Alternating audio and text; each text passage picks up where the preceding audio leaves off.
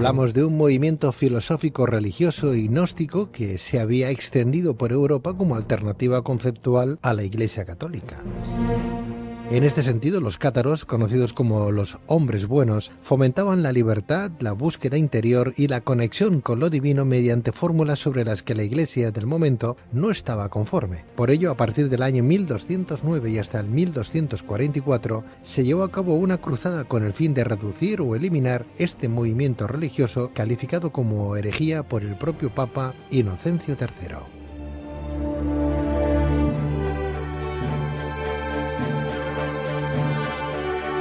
Pero, ¿quiénes eran realmente los cátaros? ¿Cuáles eran sus misterios y creencias? ¿Qué tipo de visión tenían de Jesús o María Magdalena? ¿Qué representaba el Santo Grial para este movimiento religioso? ¿De qué forma fueron perseguidos? ¿Qué enigmas siguen envolviendo al catarismo? Para responder a estas y otras cuestiones tenemos con nosotros a Carlos Mesa, periodista especializado en nuevas tecnologías y enigmas de la historia, escritor e investigador. Carlos, muy buenas noches. Hola, buenas noches, Pedro. Bienvenido, Carlos. Y también se encuentra con nosotros en el estudio de Luces en la Oscuridad Xavi Bonet, escritor e investigador especializado en catarismo medieval y en la sociedad occitana de los siglos X al XIII y autor de El caballo del diablo, jaque mate a los pergaminos de René Le Chateau. Xavi Bonet, muy buenas noches. Buenas noches, Pedro. Para vosotros exactamente el catarismo, lo digo para la gente que es nueva en estos menesteres o bien para los que ya son conocedores de los mismos pero que quieren ampliar ese conocimiento bajo vuestra tutela, bajo vuestro prisma, los cátaros, el catarismo en sí, ¿quiénes eran? ¿Qué era? Yo creo que lo primero que teníamos que llegar a comprender de lo que es el catarismo, cuando se habla del catarismo, es que realmente lo que pretendemos llegar a conocer se trata de una religión muerta y encima erradicada por la fuerza. Nos separan muchos siglos de ellos y encima tenemos la poca buena suerte que nos han llegado muy pocos documentos originales del catarismo. Todas las interpretaciones y todo lo que se ha podido o hemos podido escuchar de ellos casi siempre ha venido de la parte detractora, de los archivos que tenemos de la Inquisición, de los interrogatorios que se le hicieron. Incluso el término cátaro por el cual nosotros los conocemos es un término completamente peyorativo. Ellos, cuando tú consultas los documentos que ellos mismos se escribían, ellos nunca se habían denominado ni cátaros, ni puros, ni perfectos, ni incluso ni albigenses. Publicanos, patarinos, se les había llamado de diferentes formas, pero ellos siempre, cuando hablaban en los archivos propios que nosotros tenemos de la Inquisición, ellos simplemente se autodenominan como apóstoles o como cristianos. Y la gente, digamos, inferior a estas categorías más elevadas de lo que sería el rango de jerarquía de la Iglesia cátara, les denominaban buenos hombres. Entonces siempre tenemos estas 3 o 4 denominaciones por las cuales ellos mismos se autodenominaban, que serían apóstoles, cristianos, verdaderos cristianos o buenos hombres. Desde esa forma peyorativa que bien comentabas, Xavi, podemos utilizarla desde el punto de vista, la palabra desde el punto de vista latino o bien desde el punto de vista griego. Creo que desde el punto de vista latino, que fue el sentido peyorativo que estás comentando, el que recogieron ciertos personajes de la época, que significa catus o gato, en alemán keter o el francés catiers, sí, asociado siempre habitualmente a adoradores del diablo en forma de gato o brujas. Adoradores del gato o brujos. Adoradores de los gatos, sí. Sin embargo, en griego es kazaros, que significa puros, que puro, es lo que ellos cogieron, ¿no? Bueno, estamos hablando de una doctrina, la doctrina de los cátaros o albigenses, un movimiento religioso de carácter gnóstico que se propagó por Europa occidental a mediados del siglo X, logrando asentarse hacia el siglo XIII en tierras del Languedoc, donde contaba con la protección de algunos señores feudales, vasallos de la corona de Aragón, sobre todo y en concreto, ¿no? Los llamados cátaros eran un movimiento religioso cultural propulsor de un nuevo orden social a partir del ascentismo, algo bastante difícil de entender en aquella época. Pero Carlos, en el año 1095, el Papa Urbano II exhorta a recuperar Jerusalén. Los cruzados regresan sabiendo que en otras partes del mundo hay nuevas ideas, fruto del descontento hacia la iglesia medieval de la época, y es en ese momento cuando da inicio al catarismo.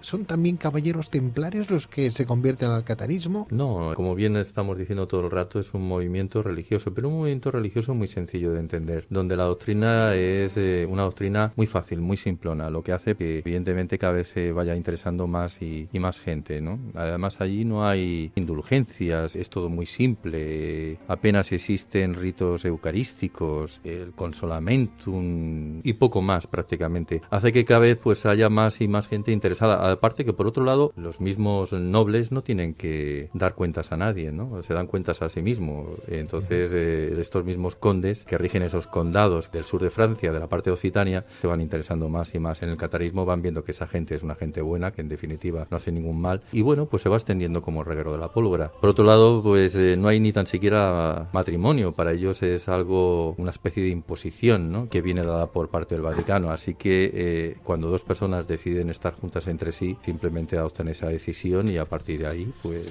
no obstante, llevan una vida marital en común. Es decir, que es un movimiento que tiene más y más adeptos y bueno, y que le molesta evidentemente a la Iglesia, porque la Iglesia va viendo que cada vez tiene menos clientela, y si hay menos clientela pues hay menos ingresos. ¿Eso significaría que el amor era libre en aquella época con los cátaros? O sea, ¿profesaban el amor con varias mujeres o con varios hombres, la misma esposa? ¿Se casaban, no se casaban? ¿Había libertad de...? Sí, a ver, tenían cierta libertad. Yo lo que intentaría hacer un poquito es... Porque tú has hablado ya directamente del siglo XII, siglo XIII, pero tenemos constancia ya en el siglo X, donde ya se empiezan a redactar tratados en contra de la herejía, de una herejía dualista. Exactamente todavía el corpus de lo que sería el catarismo no está formado. Sí que en el siglo X y siglo XI empezamos a ver toda una serie de comunidades cristianas que van surgiendo, pero no solo en Occitania, porque una de las cosas que generalmente confundimos es que el catarismo está asociado a Occitania, pero el catarismo en Occitania fue un foco quizás el más importante que hubo, pero el catarismo se extendió hasta por Asia. Estamos hablando por Bulgaria, Alemania, toda la parte de Francia, incluso en España. O sea, estamos hablando que fue un movimiento religioso que casi abarcó toda Europa y prácticamente empieza a extenderse a partir del siglo X, donde ya empezamos a encontrar por parte de la Iglesia cómo se van creando tratados en contra de todos estos herejes, ¿no? Tenemos que pensar que estamos en el siglo XI, siglo X, siglo XI, donde el orden o el imperio carolingio se está desmoronando. Los nietos de Carlomagno se reparten el imperio, existe mucho desorden, no existe una clase social política que esté organizada. Estamos pasando de lo que sería el imperio carolingio a lo que sería una revolución feudal, donde pasaríamos a lo que conocimos como el feudalismo, ¿no? Están los que rezan, los que guerrean y los que trabajan. Y entonces todo esto va creando dentro de la propia sociedad que encontramos en Occitania, va creando un caldo de cultivo que poco a poco, ese caldo de cultivo, viendo en lo que se está convirtiendo la Iglesia, porque estamos en el año 1000. ¿Qué es lo que sucede en ese año 1000? En ese año 1000 tenemos lo que sería el milenarismo, el fin del mundo. Se acerca el fin del mundo. Imaginemos si ahora en el 2000, ¿no? Lo que hemos tenido nosotros con el fin del mundo, imaginaos lo que eran las prédicas de aquellos sacerdotes cuando faltaban 10, 8, 6, 3, 4 años para el año 1000. Y llega el año 1000 y no sucede nada. De golpe se alarga ese apocalipsis y se pasa del año 1000 al año 1033, porque el año 1033 es el 33 cuando crucificaron a Cristo y Cristo murió. Y entonces todo esto va haciendo mella en la gente y la gente se da cuenta de que la máxima espiritualidad que consigue la Iglesia en el año 1000 la tenemos que encontrar en las órdenes monásticas, donde encontramos dentro de 4 muros, de 4 paredes, pequeños paraísos dentro de lo que era esa sociedad de la Edad Media, ¿no? La imagen quizá más emblemática que podemos hacernos con esto es en la película del Nombre de la Rosa, ¿no? Esos tipos de monasterios donde dentro había un conocimiento, se guardaba, se custodiaba ese conocimiento, pero la gente era inaccesible. Eso va calando en el subconsciente de la gente y la gente se va dando cuenta de que realmente únicamente la gente que vive bien es la gente que vive dentro de los monasterios o los que se dedican a la vida religiosa, donde están encumbrados, donde están viviendo dentro de un lujo que la gente normal no puede permitirse. Pero estás hablando de la gente llana. ¿Eso significa que al catarismo podría entrar cualquier humilde sin posibilidades económicas? Sí. La estructura religiosa del catarismo se divide desde la parte más alta, que serían el obispo cátaro o el obispado cátaro. Algunas veces se ha hablado de papa cátaro, pero nunca se ha llegado a confirmar ni se han tenido documentos auténticos de que realmente existiera esos papas cátaros. Pero la organización religiosa la dividimos entre lo que sería el obispo, donde el obispo constaba de 2 ayudantes, por decirlo de alguna forma, que sería el hijo mayor y el hijo menor. Cuando muere el obispo, el hijo mayor sustituye al obispo, el hijo menor sustituye al hijo mayor y entra uno en su reserva a ser parte del hijo menor. La siguiente escalafón de la jerarquía, lo que encontramos son a los diáconos cátaros, y debajo de los diáconos cátaros encontramos a los buenos hombres. Hasta aquí, todos estos 4 grupos de la jerarquía, ellos pueden convertir a cualquier persona del pueblo llano simplemente por imposición de manos. La gente llana, por decirlo de alguna manera, esta gente que estamos hablando de este año 1000, empiezan a oír las prédicas de esta gente y acaban convirtiéndose en creyentes o novicios. ¿Y estos cátaros seguían algún tipo de libro como la Biblia, por ejemplo, el Antiguo Testamento, los Evangelios? Sí, el Evangelio de San Juan. Sí, a ver, realmente documentos de lo que sería documentos cátaros, únicamente cátaros, y que podemos decir ciertamente que son de ellos, como hemos dicho al principio, casi toda la documentación que tenemos únicamente la podemos basar en su enemigo, por decirlo de alguna forma, ¿no? En los archivos que tenemos de la Inquisición, de alguien que quería pues erradicarlos. Sí que tenemos los textos de Rainier Sacconi, que fue un alto obispo dentro de la jerarquía cátara que acabó convirtiéndose en un inquisidor, ¿no? Y él ahí sí que nos explica bastantes cosas de realmente desde haberlo vivido desde dentro qué es lo que pensaban, ¿no? Y dentro de esos documentos lo que podemos establecer pues que realmente fue un gran movimiento profundamente religioso y que llegó y logró organizarse y constituirse por completo como una nueva iglesia cristiana. No obstante, tenían una teología dual, una teología que se basaba en la creencia de que el universo estaba compuesto por dos mundos en conflicto, uno espiritual creado por Dios y el otro material forjado por Satán. Bueno, no había mucha diferenciación en lo que nos estaba ofreciendo la iglesia del momento, la iglesia católica del momento. Habla del mismo Dios y habla del mismo demonio. Sí. Con la diferencia de que para ellos la tierra era el caldo de cultivo de Lucifer y que por lo tanto, bueno, ahora me quieres apostillar alguna cosa, pero que tú te ibas reencarnando en una especie de ciclo de reencarnaciones en que se podía detener en algún momento cuando alcanzabas, bueno, pues para, como decían despectivamente los cristianos católicos, ¿no? Cuando alcanzabas esa perfección, porque decían que ellos eran los perfectos y por eso los llamaban de esa manera, ¿no? El ideal que se marca el catarismo se trata de un regreso a los ideales y las prácticas de la iglesia primitiva. A partir de aquí, ellos únicamente se basan en el Nuevo Testamento, rechazan el Antiguo Testamento, que es lo que ha estado presente hasta esa época que estamos hablando, hasta el siglo XI, siglo XII, principios del siglo XII, es cuando el Antiguo Testamento es el que tiene poder. El Nuevo Testamento casi no se le hace caso, ¿no? Y entonces esta gente, estos cristianos que van apareciendo, le prestan más atención al Nuevo Testamento que no al Antiguo Testamento. Ellos se reivindican como la verdadera iglesia de los apóstoles. Y tenemos en esta práctica, en este regreso a las prácticas de la iglesia primitiva, tenemos que ser conscientes de que ellos tenían casi 1000 años de diferencia con esa iglesia primitiva. Y una de las cosas que los inquisidores les dicen, bueno, sí, vosotros decís que sois la verdadera iglesia de los apóstoles y que tenéis las prácticas y que descendéis directamente de ellos, ¿no? O sea, pero ¿cómo puede ser esto si hay 1000 años de diferencia entre aquellas primeras comunidades cristianas gnósticas y lo que vosotros estáis diciendo, ¿no? Y los propios cátaros en documentos que tenemos, ellos mismos dicen que ellos son los supervivientes de auténticas comunidades cristianas supervivientes de Grecia. O sea que estas tradiciones gnósticas se han ido manteniendo en comunidades, ya han ido pasando hasta que les llegan a ellos. Bueno, esto es como ellos legitimitan el poder 1000 años después reclamar la herencia de esas primeras comunidades cristianas, ¿no? Bueno, para los cátaros creo que solo existe un Dios de luz, sin intereses en lo material o sin ningún tipo de interés en lo material, no preocupado por saber si alguien hace el amor antes de estar casado. Creo que según sus postulados, Xavi y Carlos, hay que renunciar a lo material. Si no se hace así, el hombre se reencarnará de nuevo. A mí lo que me choca es que ellos digan que se reencarnará. Es un término que no es muy... No, es un término anacrónico. Reencarnar, no acabo de entenderlo yo eso. Mira, lo que nosotros como investigadores o como historiadores hemos podido ir deshilando de los documentos que hemos podido ir teniendo, es que a lo largo de la historia del catarismo, estamos hablando que prácticamente en historia sí que tenemos esos 100 y pico de años muy fuertes en lo que es Occitania, pero realmente tenemos casi 400 y pico de años para lograr desentramar qué fue realmente el catarismo. Y en el catarismo encontramos que evidentemente se trata de un dualismo, es un dualismo cristiano, pero esto visto desde nuestro punto de vista, nosotros lo analizamos así, desde nuestro presente. Solo es en la segunda mitad del siglo XII que se postula a favor de ese dualismo. Antes del siglo XII no tenemos ningún documento ni ninguna prueba que podamos decir que el catarismo se vincula con un dualismo. ¿Cómo pueden hablar ellos de reencarnación y no de resurrección? Te lo explico en los dos puntos que vienen, ¿no? En este dualismo cristiano que se va conformando en la segunda mitad del siglo XII, surge en ellos una pregunta. Ellos poco a poco se van conformando su corpus como iglesia cristiana, ¿no? De lo que sería una verdadera iglesia. Hay una pregunta que tenemos en los documentos, que por ejemplo lo tenemos en lo que sería el libro de los dos principios, cuando habla Juan de Lugio, que es un documento exclusivo del principios del siglo XIV.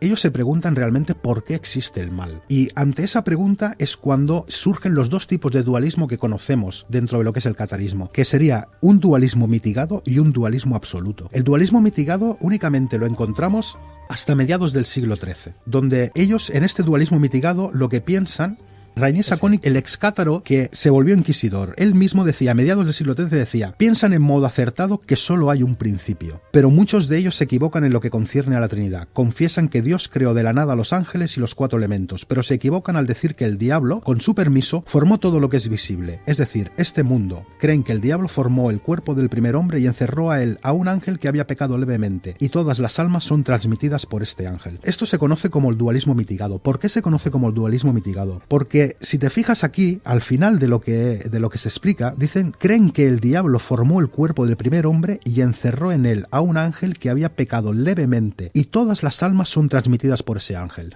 Es decir, en este dualismo mitigado, las almas que se transmiten de hombre a hombre, o sea, son generadas y por transmisión. O sea, realmente, para entender el concepto de alma que nos está explicando el dualismo mitigado, tenemos que entender el concepto de chispa divina. Digamos, en cada ser humano lo que existe es una chispa divina. Y esa chispa divina que se encerró una única vez por el diablo se va transmitiendo de cuerpo en cuerpo. Eso estaríamos hablando de lo que sería el dualismo mitigado. Al final de lo que sería el catarismo es cuando empezamos a encontrar lo que sería el dualismo absoluto. El dualismo absoluto es 2 creadores y 2 principios. Fíjate lo que decía Rainier Saconi, excátaro en el siglo XIII, decía, piensan en modo acertado que solo hay un principio. En cambio, al final de lo que sería el siglo final del siglo XIII, principios del siglo XIV, estaríamos hablando primer tercio del siglo XIV, encontramos en sus declaraciones, en sus escritos, en los escritos de la Inquisición, encontramos que su corpus como religión se ha conformado perfectamente y lo que nos aparece es un dualismo completamente absoluto. ¿Por qué? Porque es la única forma de responder a la pregunta ¿por qué existe el mal? De alguna manera, si uno se remite al Génesis, uno puede leer ahí tratados o textos que muy bien podrían haber copiado estos cátaros, ¿no? En la Biblia, en el Génesis, en el principio de todo, parece como que el demonio haya creado lo material, haya creado la tierra, haya creado a los hijos de los hombres, ¿no? Cuando hablamos de los Nefilim, ella aparece como si el demonio, que son los ángeles caídos, se están copulando con las hijas de los hombres. Sí, pero eso es otra historia. Eso se podría ampliar a través del libro de Enoch y nos hablaría de otra cosa totalmente diferente. Bueno, de lo que hablaba... No del todo, Carlos, porque si dicen que lo material es lo maligno, están diciendo que lo que se ha creado en la tierra a raíz de también a raíz de la mezcla que hay entre entre el humano y esos ángeles. Bueno, sí, también se podría ver por ahí, pero bueno, yo creo que más que nada lo que Xavi estaba dando a entender es que existe una evolución del gnosticismo y el gnosticismo ha ido evolucionando a lo largo del tiempo, ¿no? El gnosticismo es el cristianismo primitivo, el cristianismo de Santiago antes del confrontamiento con Pablo y Pedro, ¿no? Y a partir de ahí pues va derivando en priscilianos, nestorianos. Cuando hablamos de los búlgaros, aquellos búlgaros cátaros de Xavi quería dar a entender los bogomilos, que fueron los anteriores al movimiento de los cátaros, luego aparecen los cátaros como tal. Después seguirá evolucionando el dualismo gnóstico con el mundo de los templarios, la orden del temple, y todavía existe el gnosticismo dentro de todas estas corrientes modernas, incluyendo los rosacruces como masones actuales. Pero el gnosticismo evoluciona constantemente y dentro del mismo movimiento cátaro empezó de una manera y acabó con otra completamente distinta, y de ahí que dada esa investigación o ese análisis teológico que hacen aquellos diáconos cátaros, pues den a entender que hay alguien que posee esas almas y que evidentemente es el que las va poniendo en la tierra y por lo tanto se produce una reencarnación continua. Exacto. Pedro, esto que comentabas de las almas, en el dualismo absoluto se afirma que cada uno de los 2 principios ha creado su propio mundo y sus propios ángeles. Esto es textual de lo que sería un evangelio apócrifo cátaro, que es el único que nos ha llegado, que se conoce como la cena secreta. Es uno de los pocos documentos. Esto que comentabas de que decías, es que si leemos el Génesis, es que ellos son de raíz cristiana. Ellos son cristianos y la salvación que ellos presentan, ellos diciendo que existen 2 principios, el principio bueno, el principio malo, el Dios y el diablo, lo que están diciendo es que realmente Dios no puede, no ha tenido nada que ver con el mal, sino que el mal es un principio aparte. Entonces Dios no puede hacer el mal porque no le pertenece hacer el mal en su propia naturaleza. Y entonces en este dualismo absoluto encontramos algo muy esclarecedor dentro del propio texto, que nos dice que el diablo subió al cielo, no Dios expulsó, como sería en el dualismo mitigado, a Satán o al demonio o Lucifer del cielo, sino en este texto lo encontramos es al revés, es que el diablo sube al cielo y tras un combate contra el arcángel Miguel y otros ángeles de Dios, este robó 1/3 de las criaturas creadas por el Dios bueno y cada día las vierte en cuerpos humanos o animales y así las transmite de un cuerpo a otro hasta que todas sean devueltas al cielo. Aquí está la diferencia entre el dualismo mitigado y el dualismo absoluto. El dualismo mitigado, las almas se transmiten por generación, mientras que en el dualismo absoluto las almas son las mismas que robó el diablo, que robó Satán en esa primera guerra que provoca con Dios. Satán es un ángel caído creado por Dios en su momento, Luzbel. En la teoría cristiana sí, en la teoría cátara no. En la teoría cátara es un principio completamente aparte. En esa dualidad hay dos creadores, entonces, dos principios, tanto Dios como exacto. Lucifer. Sí. Y entonces Lucifer se rebela contra Dios. Lo que hace es subir al cielo en este dualismo absoluto y, tal como lo narran ellos, con su cola arrebata 1/3 de las almas que estaban conviviendo con Dios y las arrastra al mundo de la materia, las encarcela dentro de cuerpos de barro y entonces a partir de ahí cada ser humano que nace en el mundo, el diablo le encierra una alma dentro de ese cuerpo. Además acabas de decir algo muy importante dentro de los misterios del catarismo. Ahora me ha venido a la mente, ¿no? Para que no sea un debate tan teológico. Me ha hecho acordar de la búsqueda de Otto Rahn, de esa piedra esmeralda que le cae de la frente de Lucifer y que ellos consideraban el grial y que es lo que están buscando en todo momento por el sur de Francia, en torno a Montsegur, ¿no? Carlos, cogiendo tus palabras, ¿no? Uno piensa, bueno, entonces el demonio, según el catarismo, ganó en cierta manera al Dios Todopoderoso, porque si vemos cómo van los telediarios a día de hoy y cómo ha ido el mundo, es imposible que los ángeles buenos hayan copulado con las hijas de los hombres. Tiene que haber sido los ángeles malos, porque hay cada atrocidad. Mucha gente se ha pensado muchas veces, ¿cómo puede ser que Dios permita que un niño recién nacido pase hambre, se le hinche la barriguita y mueran cada día 20.000 niños de hambre? Entonces, si en ese postulado lo vemos desde esa manera, desde esa visión, a lo mejor tenemos que pensar que el demonio le ganó la batalla en su momento al propio Dios. Se sigue librando la batalla. La reflexión, Pedro, que has hecho es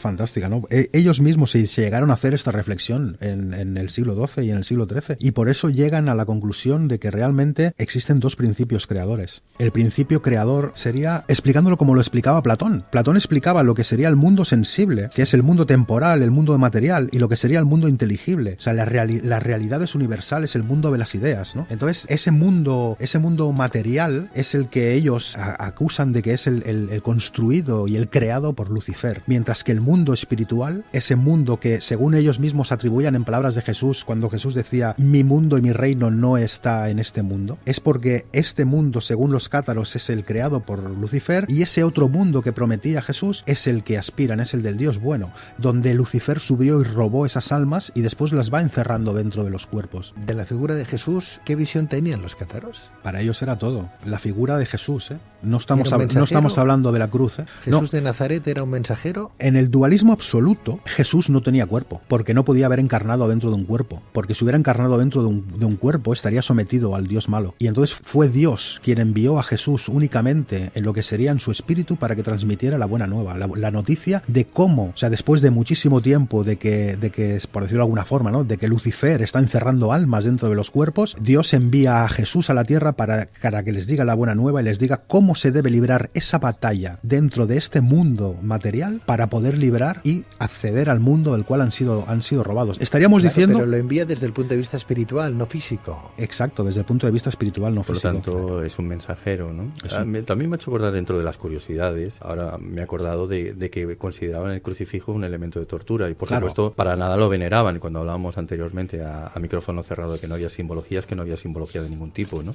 Y me hace mucha gracia una cosa, que era que, bueno, tenían que acudir los domingos a misa como todos, pues para disimular, y sobre todo cuando los estaban buscando por herejes, y entre líneas, y hablando muy bajito, cuando se tenían que persignar, decían algo así como frente, barbilla, oreja izquierda, oreja derecha, en lugar de decir padre. Según los propios escritos que nos han llegado, decían que cuando te sientas en un aprieto y tengas que santiguarte delante de alguien, lo que tienes que decir, ahora me toco la frente, ahora me toco la barbilla, ahora me toco el hombro y ahora me toco el otro hombro. Se mofaban de ese catolicismo. De las reliquias de los santos también.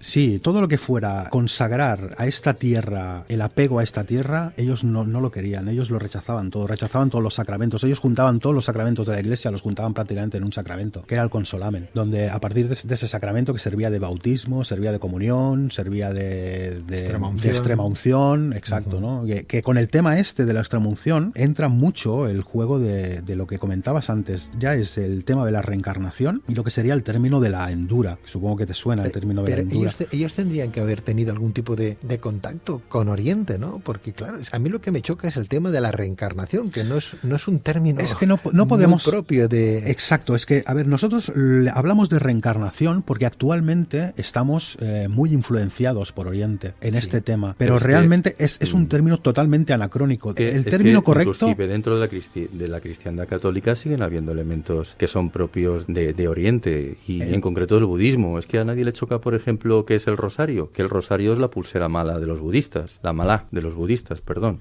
Así que siguen habiendo todavía elementos que son propios de Oriente dentro del cristianismo actual. Pero por ejemplo, mientras en Oriente podemos hablar de reencarnación y a la vez que se habla de reencarnación se habla de karma, aquí no podemos hablar de reencarnación porque la reencarnación implica karma. Aquí de lo único que podemos estar hablando es del término platónico de transmigración de las almas. Es de lo único que podemos estar hablando. ¿Por qué? Porque para el cátaro, una vez ese oyente, esa persona, digamos, se ha convertido al catarismo, su alma ya ha dejado de escapar. En el dualismo absoluto. O sea, no vuelve a reencarnar. Déjame que apostille algo, porque es que parece, vistos desde esta perspectiva y sobre todo ahora que hay tanto movimiento neocátaro moderno, para mí, bajo mi punto de vista, es una opinión como muy personal, no existe ninguna religión que sea ni mejor ni peor que otra, para mí todas son exactamente igual, y da la sensación de que el catarismo sería el cristianismo perfecto, y fijaos una cosa, cuando hablábamos del consolamen, había quien hacía trampas, porque decía, bueno, el consolamen significa que yo ya dejo de reencarnarme en el momento que me hace una imposición de manos, ¿no? Porque hasta ese momento he sido credente o creyente, pues muy bien, llevo una vida pecaminosa, y cuando vea que ya me llega al último momento, mando que venga a verme un perfecto y que me haga una imposición de manos y a partir de ahí dejo de reencarnarme en esa rueda continua, ¿no? Cuidado, y eso se hacía. Podías llevar una vida, vamos, de todo tipo de excesos y estaba el truquito final que te permitía salvarte. Bueno, no era exactamente así, pero en este caso de lo que es el tema de la extrema unción, encontramos, por ejemplo, en los documentos que tenemos del final del catarismo, siglo XIII, principios del siglo XIV, encontramos que ellos asimilan que es imposible la salvación del alma en una sola existencia. Esto lo encontramos en los documentos que existen a principios del siglo XII, donde es imposible la salvación a través de una única encarnación. Entonces, tal como se va desarrollando el corpus del catarismo, al final del catarismo sí que encontramos que esto sucede así, que una vez tú te has convertido en cátaro, tu alma ya ha dejado, digamos, de escapa a esta rueda de reencarnaciones, En ¿no? cualquier caso, perdóname, Xavi y Carlos, hablamos del consolamentum, pero si era como un bautismo, entiendo yo que el cátaro en aquel momento perdía todo lo negativo, todo lo demoníaco que podría tener, todo ese ancestro que le había perseguido desde los orígenes del ser humano en la Tierra, y ya era un hombre bueno. Ya no tendría que transmigrar su alma, su espíritu, simplemente se había convertido porque se le habían perdonado todos los pecados, al menos el pecado original. Claro, y a partir de ahí tenía que comportarse como un hombre bueno. Y ahí es donde entra uno de los temas, por ejemplo, en el tema de la extrema unción, cuando una persona estaba a punto de morirse. Bueno, cuando había bonanza no pasaba nada, pero en la época que ellos eran perseguidos, el hecho de que llegaran o de que pudieran llegar dos buenos hombres a aplicarle la extrema unción a alguien perdido en algún sitio donde pedía que esos buenos hombres le aplicaran la extrema unción, a partir de ese momento existen y tenemos documentos conforme esos buenos hombres se quedaban acompañando a esa persona hasta el final de sus días. Estamos hablando de personas en el lecho de muerte. ¿Por qué? Porque justo en el momento, como tú has dicho, de que se le aplicaba el consolamen, esa persona estaba obligada a comportarse y a vivir como un cátaro, es decir, a no comer carne, a no alimentarse con exceso, o sea, toda una vida que es lo que regía a la vida de los buenos hombres. La semana que viene o la otra sí que me gustaría hablar de la Cruzada Cátara, del Santo Grial de la Inquisición, de la lucha del Papa Inocencio III también por otra parte, de la persecución, de la resistencia cátara, de ese Monsegur y de sus tesoros. Si os parece bien, yo os invito en una próxima ocasión, que no sea muy lejana. Sí que me gustaría terminar haciendo una reflexión, si te parece bien, una reflexión muy cortita.